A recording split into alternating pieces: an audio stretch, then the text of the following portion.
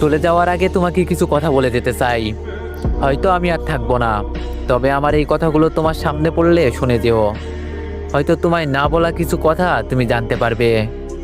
মানুষ বলে দুনিয়া নাকি শান্তির জায়গা নয়, কিন্তু আমি বলি তোমাকে পেয়ে, তোমার ভালোবাসা পেয়ে যতটা হাসি খুশি থাকতাম, বিশ্বাস করো, আমাকে দুনিয়ার সবচেয়ে দামি দামি সম্পদ হাসি খুশি এনে দিলেও আমি এতটা সুখী হতাম না যতটা হাসি খুশি তুমি আমাকে রেখেছিলে।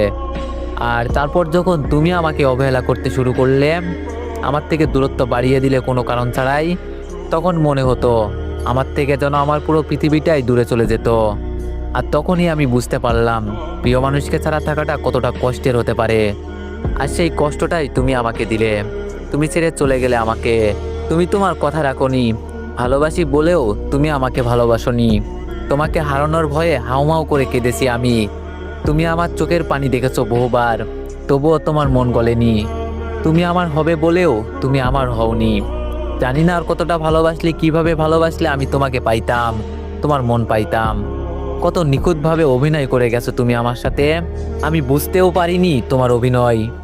এরপর আমার আশেপাশের মানুষগুলোর কথা মনে পড়তে লাগলো। তারা বলেছিল দুনিয়া শান্তির জায়গা নয়, দুনিয়া হচ্ছে কষ্টের জায়গা।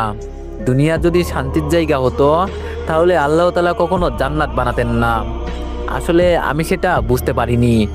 আমি তোমাকে ভালোবেসে আমার জান্নাত এই দুনিয়াকেই বানিয়েছিলাম। তোমার মাঝে আমার সব সুখ শান্তি খুঁজেছিলাম, তোমাকে নিজের থেকেও বেশি ভালোবাসছিলাম। তাই তো এই কষ্টটা আমার পাওনা ছিল। তবে এখন আর কোনো কিছু হারানোর ভয় নেই। আমি একসময় যেটা হারানোর ভয় করতাম, ব্যাস সেটাই হারিয়ে ফেললাম। তবে তুমি ভালো থেকো তোমার ব্যক্তিগত জীবনে। অবশ্য তুমি ভালো থাকতে পারবে না, কারণ জীবনে কাউকে কাঁদিয়ে কেউ কোনোদিন সুখী হতে পারে না। তবুও বলছি, পারলে ভালো থেকো। আমার এক একটি দীর্ঘশ্বাস তোমার জীবনে অভিশাপ হয়ে যেন না দাঁড়ায়।